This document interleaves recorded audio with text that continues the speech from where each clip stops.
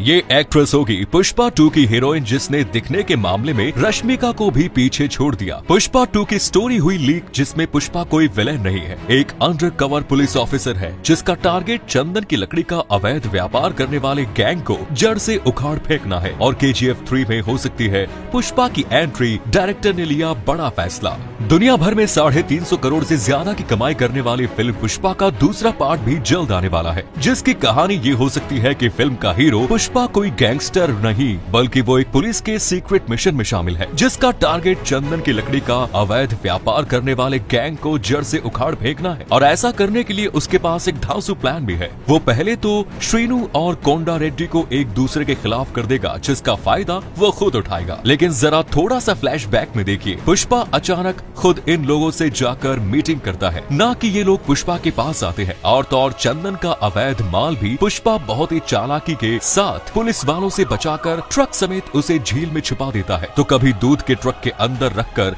उसे सुरक्षित बाहर निकालना किसी पुलिस वाले के ही दिमाग की प्लानिंग हो सकती है। लेकिन फिल्म में सिर चकरा देने वाले ट्विस्ट को लाने के लिए मेकर्स ने फैसला लिया है कि श्रीवल्ली के किरदार को मरना होगा। अब यहाँ से फिल्म का दूसरा एंगल दिखाया जाएगा। फिल्म के विलेन यानी एक्टर फहाद फासिल श्रीवल्ली को मार देगा और अपनी महबूबा की मौत के बाद पुष्पा असली में फायर बन जाएगा, जिसके बाद अपनी गर्लफ्रेंड का बदला और सिंडिकेट का बादशाह बनने की चाहत पुष्पा को दुनिया पर राज करने की आग में बदल जाती है। अब वो पूरी दुनिया भर के चंदन के काले कारोबार का सरदार बनकर सबकी हवा टाइट रखना चाहता है। लेकिन इसी समय ऐसा कुछ होता है जिससे पुष्पा भी हिल जाता है। मेकर्स 2023 के बीच में इस फिल्म को सिनेमा घरों में लाने की प्लानिंग कर रहे हैं, लेकिन इससे भी बड़ी प्लानिंग KGF 3 में पुष्पा की एंट्री को लेकर हो सकती है। लेकिन कैसे, कब और कहां, ये आज हम आपको बताएंगे। आपको पुष्पा फिल्म का वो आखिरी सीन तो याद ही है ना, जिसमें पुष्पा के आगे पुलिस की पावर भी जलकर राख हो गई। तो आप जरा सोचिए, जब 2 इंटरनेशनल डॉन एक स्क्रीन पर आएंगे तो दुनिया के सारे रिकॉर्ड टूट जाएंगे। लेकिन ये कब, कैसे और क्यों होगा? दरअसल रॉकी भाई की स्टोरी 90 के दशक की है और वो पूरी दुनिया पर बादशाहत कायम रखने के लिए सारी हदों को पार कर रहा था। तो वहीं दूसरी ओर पुष्पा की स्टोरी लाइन भी 1990 की दशक की है, जो कि आपने आज तक नोटिस ही नहीं किया, क्योंकि आप तो पुष्पा की श्रीवल्ली और रॉकी भाई की गर्लफ्रेंड पर नजर लगाए हुए थे। लेकिन इन दोनों की स्टोरी में सिर्फ 8-10 साल का फर्क है, जो कि बहुत बड़ा गैप नहीं है। आपको हैरानी नहीं होनी चाहिए अगर रॉकी भाई के सोने के साथ पुष्पा को समुद्र निकलते हुए दिखाया जाता है तो, क्योंकि इन दोनों फिल्मों को जोड़ने के लिए फिल्म का प्लॉट ही सबसे बड़ा सबूत है। दोनों फिल्मों में अंडरवर्ल्ड लेवल पर क्राइम को दिखाया गया है, यानी कि दोनों ही हीरो पूरी दुनिया पर राज करना चाहते हैं। एक सोने के खदान का बादशाह बनना चाहता है तो दूसरा चंदन की तस्करी का शहंशाह है। लेकिन दिक्कत है तो बस एक बात की कि ये दोनों फिल्में अलग अलग प्रोडक्शन हाउस में बनी है। एक कन्नड़ इंडस्ट्री से है तो दूसरा तेलुगु फिल्म इंडस्ट्री से। लेकिन अगर इन दोनों की आपस में बात बन गई तो ये सपना सच हो सकता है। अब अपने दिमाग पर थोड़ा सा जोर डालिए और याद कीजिए कि दोनों फिल्मों का अंत इंटरनेशनल मार्केट पर दिखाया गया है। रॉकी अपने सोने के साथ समुद्र में डूबता हुआ दिखाया जाता है, वहीं दूसरी ओर पुष्पा को सिंडिकेट और दुनिया पर राज करने के